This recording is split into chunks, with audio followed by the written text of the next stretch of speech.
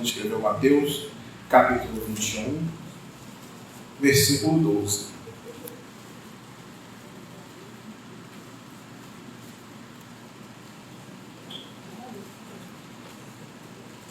Capítulo 21, versículo 12. Amém? E diz assim: E entrou Jesus no templo de Deus e expulsou todos os que vendiam e compravam no templo, e derrubou as mesas dos cambistas e as cadeiras dos que vendiam pombas, e disse-lhes: Está escrito, a minha casa será chamada casa de oração, mas vós tendes convertido em covil de ladrões. E foram ter com ele ao templo cegos e coxos e curou-os. E vendo então os principais dos sacerdotes, dos escribas, as maravilhas que fazia, e os meninos clamando no templo, Hosana ao filho de Davi, indignados, e disseram-lhe: Ouves o que estes dizem? E Jesus lhe disse: Sim, nunca lestes? Pela boca dos meninos e das criancinhas de peito tirastes o perfeito louvor. E deixando, saiu da cidade para Betânia, e ali passou a noite. Amém? Os irmãos podem se assentar, vamos orar rapidinho. Senhor nosso Deus, que a Tua palavra, Senhor, a Tua vontade, Senhor, sejam manifestas nessa pregação, Pai amado. Senhor, Tu tens toda a autoridade, Pai amado, e, Senhor, nossos corações estão abertos para o Senhor operar neste lugar, em nome de Jesus. Amém. Eu, quando estava lendo esse texto, observando bastante a questão da purificação do templo, muitas pessoas na internet compartilham essa mensagem como se fosse uma mensagem para a gente bater num pastor quando pede oferta. Já reparou? Usam sempre esse texto falando sobre isso.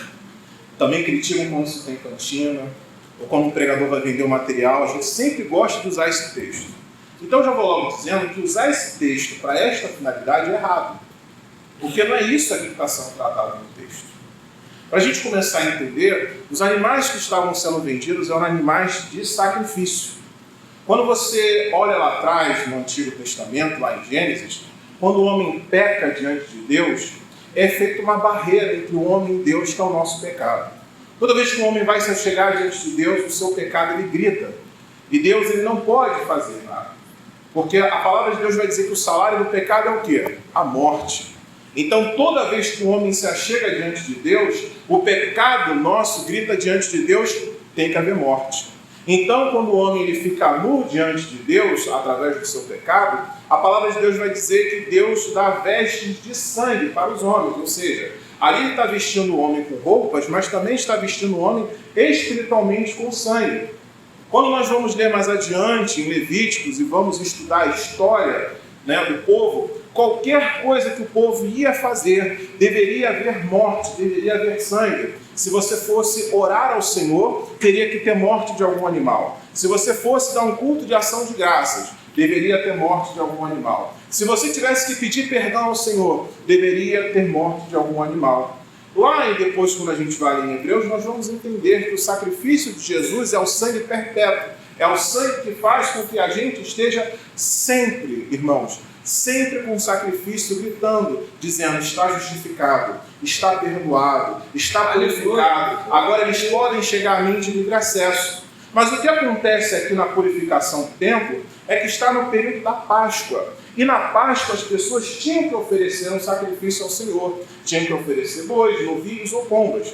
E quando a gente vai lendo aqui dentro do texto, vai se dizer que quando Jesus ele chega, ele pega cambistas vendendo novilhos, vendendo os cabritos, vendendo bois e vendendo pombas. O que eu vejo aqui quando você vai observar a forma de louvor e adoração na Páscoa, Páscoa tem a ver com libertação. As pessoas iam no templo para orar ao Senhor e tinham que trazer da sua casa o seu objeto de adoração. Então a primeira coisa que eu começo a observar aqui é que quando nós vamos adorar o Senhor e nos oferecer como sacrifício, ele tem que começar dentro da nossa casa. Quando eles vão pegar um novilho, um boi, tinha que ser do seu rebanho. Eles não iam comprar no meio do caminho. A Bíblia vai dar a ordem dizendo que eles tinham que pegar o boi, tinham que pegar uma pomba, se fosse pobre, ou pegar um cabrito, tinha que tirar da sua casa. E pensa só, esse animal tinha que chegar sem ferida alguma, ele tinha que chegar perfeito. Se no meio do caminho acontecesse alguma coisa que quebrasse a pata de algum animal ou ferisse, Eles teriam que voltar para o seu lar, ou esperar esse animal ser curado, ou então pegar um outro e levar, porque ele tinha que chegar perfeito no tempo para ser oferecido ao sacerdote. Então, o que eu entendo primeiro é que desde o Antigo Testamento, a nossa adoração ela começa dentro da nossa casa. Se você vai adorar o Senhor, você tem que trazer da sua casa o seu sacrifício perfeito e voluntário ao Senhor. E como mais uma vez eu vou repetir, nós vamos ler lá em Romanos 12 que nós temos que nos oferecer como sacrifício voluntário ao Senhor. Ou seja, eu e você temos que começar a nossa adoração dentro de casa. E quando eles vão trazer a sua adoração dentro de casa, aparecem os cambistas do templo, porque algumas pessoas moravam longe.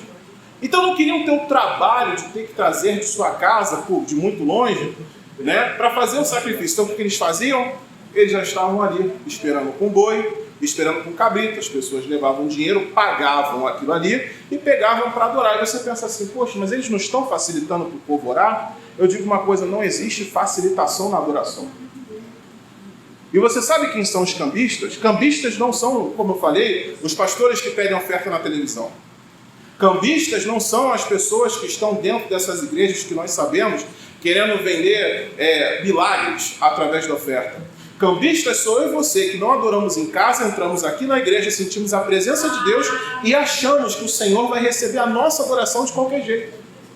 A nossa adoração tem que começar dentro de casa. A sua oração, a sua busca, o seu clamor, ele tem que começar nas suas madrugadas no seu lar. Aqui o que vai acontecer aqui, neste lugar, é resultado de uma vida de adoração pura ao Senhor.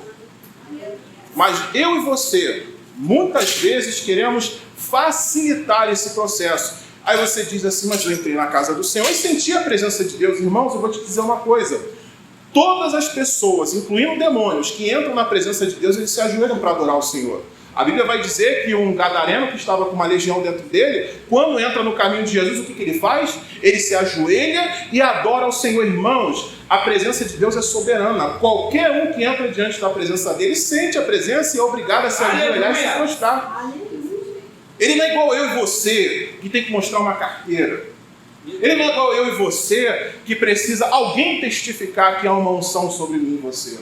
A presença de Deus ela é soberana. Quando ela entra, todo mundo respeita. Aleluia. Ele é imponente. Agora, eu e você temos que ter uma mudança de postura. Nós precisamos trazer de dentro do nosso lar a adoração. Precisamos buscar dentro da nossa casa uma vida de santificação.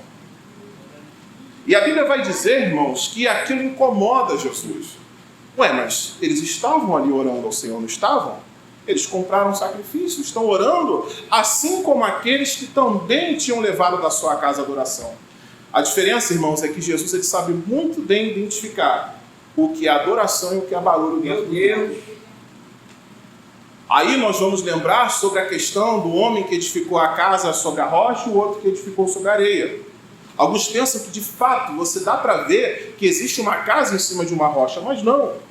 Ambas as casas estão presas no chão. Existe areia ali. É um deserto, uma região desértica. Só que a diferença é que não se dá para ver aquele que foi até o profundo para conseguir chegar na rocha e aquele que simplesmente não quis chegar na rocha. A pessoa que vai edificar uma casa de fato na rocha, ela tem que cavar até encontrar a rocha. Mas alguns, pelo fato de estarem cansados, ou como a nossa irmã deu exemplo aqui, acabam se precipitando em determinadas situações, de repente param a obra no meio do caminho e falam, acho que já está fundo o suficiente para manter a minha casinha presa aqui. Mas aí quando vem os ventos, o que acontece? A casa que não está presa sobre a rocha, ela é levada embora. Por isso que muitos de nós, quando parte o vento para cima da nossa vida, nós não suportamos e ficamos cansados, ficamos esgotados. Mas a questão não é só ficar cansado, esgotado, é nós queremos largar tudo. Aleluia. Porque o chicote, irmãos, aqui vai dizer lá, se não me engano, em João, acho que é João capítulo 2, que alguns acreditam que foram 2 vezes que Jesus purificou o templo. Outros acreditam que foi uma vez só, e essas 2 vezes que são descritas na Bíblia é uma vez só. Mas independente de serem 2 ou uma, Jesus está sempre purificando o templo, né? Jesus está sempre tirando, mas diz que ele faz um chicote e começa a bater naqueles cambistas. Por quê, irmãos? há um chicote preparado para aqueles que não estão trazendo adoração de casa. Aleluia. Por isso que dentro da obra, quando alguém chega para trabalhar, irmãos, a pessoa, se ela está realmente firmada na rocha, ela traz a sua adoração de casa, ela vai sofrer a mesma perseguição que todos aqueles que se identificam como servos do Senhor, mas elas permanecem firmes. Enquanto aqueles que não estão, irmãos, tomam a chicotada e acabam saindo do templo fugindo. Jesus acabou de falar aqui, irmãos, a minha casa será casa de oração. Glória a Deus, aleluia. Não é uma casa qualquer, irmãos. Tudo que está acontecendo neste lugar é resultado da vida de dedicação e devoção daqueles que de fato o adoram em espírito e em verdade. Glória a Jesus, aleluia. Então, se você talvez está chegando aqui na igreja e está falando, poxa, eu queria tanto ver milagres, está aqui, quando os cambistas são expulsos, o que começa a acontecer? Os cegos começam a ser curados, os coxos começam a andar. Talvez, irmãos, a facilitação que nós estamos fazendo, eu estou dizendo facilitação, é comigo mesmo. Porque às vezes a gente passa como a nossa irmã a nossa irmã Ana Cristina falou aqui antes de eu trazer a palavra. Às vezes, eu não busquei o Senhor o dia inteiro. E acho que o meu único momento vai ser eu bater ponto dentro da igreja, quando estou aqui. E tem pessoas que se contentam em bater ponto aqui na terça de manhã, na quarta de noite, na sexta de noite e no sábado à noite, perdão, no domingo à noite. Você não está aqui para bater ponto, irmãos. É verdade. Você está aqui para adorar em conjunto com seus irmãos. O conceito de igreja é adoração em conjunto. Jesus falou, onde 2 ou mais estiverem reunidos em meu nome, ali eu estarei. Mas ao mesmo tempo, Jesus também fala, fecha a porta do teu quarto e ora, porque o Pai que te vê em secreto irá te responder. Então significa que nós temos que ter uma busca na nossa vida particular, mas também temos uma busca também em conjunto. Então, o que em suma nós estamos querendo fechar aqui? Irmãos, primeiro, sua adoração você tem que trazer de casa. É uma adoração que tem que ser perfeita. Aleluia. Assim como você tinha que trazer um animal para poder oferecer ao Senhor como sacrifício, você tem que ter uma vida, porque agora você está sendo oferecido em sacrifício ao Senhor. Você está sendo oferecido, e Jesus ele é o sumo sacerdote, ou seja, você se apresenta a Ele como uma pessoa que tem uma vida perfeita. Algumas pessoas gostam de falar, mas eu não sou santo. Irmão, se você não é santo, você não vai ver a glória de Deus. Você tem que ser santo. Você tem que ser perfeito. Mas é impossível. Irmãos, ser santo é ser separado. Você tem que se separar do pecado. Ser perfeito é alguém que obedece o mandamento do Senhor. O que ele fala para Abraão? Anda na minha presença e ser perfeito. Mas Deus está mandando para o homem cheio de pecado ser perfeito? Sim, Senhor. Então se Ele mandou, tem que buscar.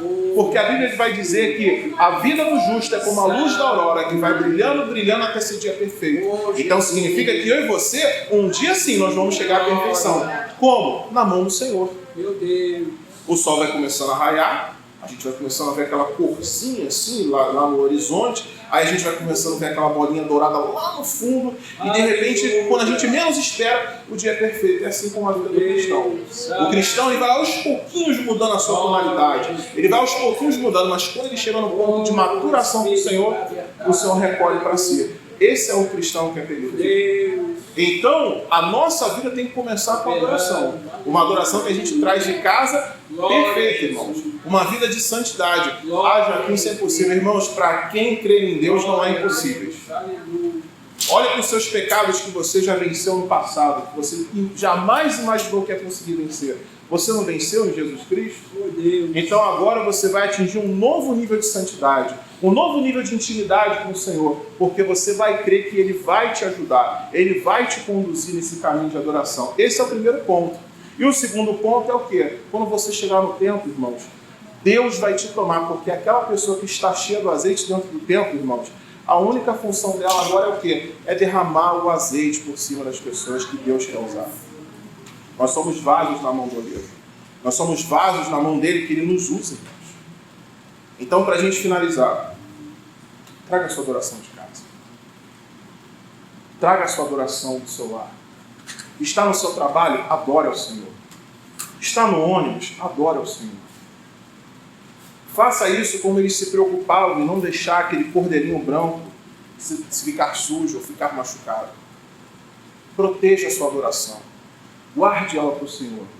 E aí quando você chegar aqui na casa do Senhor, você vai ver como é que Deus vai te abençoar. Você vai ver como é que Deus vai te responder. Você vai ver como é que os milagres eles vão acontecer. Não seja como cambista, querendo facilitar a sua adoração. Querendo trocar por qualquer coisa, dizendo que quando chega aqui no templo, não, entrei na igreja, agora sim. Você não está aqui para bater ponto. Não deixe isso acontecer com você. E eu creio que em nome de Jesus, se você se comprometer na sua casa de manhã a orar, se você buscar ter um horário seu de você buscar a presença de Deus, com a sua família, com seus filhos, com seu esposo, com a sua esposa, você buscar, você vai começar a ver uma mudança dentro do seu lar. E aí quando você chegar aqui, você vai ver o milagre do Senhor se manifestar. Aleluia, Deus. Quer saber por que os milagres não acontecem? Irmãos, sabe o que acontece? É porque quando a gente chega na igreja, Jesus primeiro está tendo que tratar um monte de pecado nosso. E muitas pessoas, quando chegavam para Jesus, já pediam perdão pelos pecados. Jesus já via que aquela área da vida dela já estava tratada. Então o que faltava era o quê? Era ser curado, era a porta se abrir. Irmãos, não é impossível Deus abrir uma porta para você. Não é impossível você ser curado. Não é impossível Deus abrir a mágoa de alguém. Não é impossível.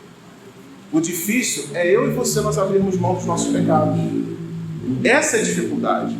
Então, às vezes, a gente chega na casa do Senhor, a gente não está vendo milagre, porque Jesus está tendo que primeiro trabalhar a nossa mente. Está tendo que primeiro trabalhar nossos pecados. Quer realmente ver mudança? Comece a tratar isso dentro da sua casa. E aí, quando você chegar aqui, irmãos, Jesus vai olhar e vai falar assim, a cabeça dele está diferente, agora eu posso liberar um milagre para ele. A mente dele está mudada, agora eu posso abrir uma porta para ele. Agora ele está com maturidade, então agora eu posso abrir a mágoa da esposa dele. São essas coisas que o Senhor faz, irmãos. É assim que ele opera. Então, mais uma vez, sendo repetitivo aqui, busque a presença de Deus no seu lar quando você chegar hoje em casa. Quando você for dormir, ore ao Senhor. Quando você acordar amanhã, ore ao Senhor. Quando você for almoçar, ore ao Senhor. Convide o Senhor para sentar à mesa contigo. E você vai ver o Senhor te renovar e te dar uma graça da qual você jamais viu na sua vida. Eu agradeço a minha oportunidade no nome de Jesus.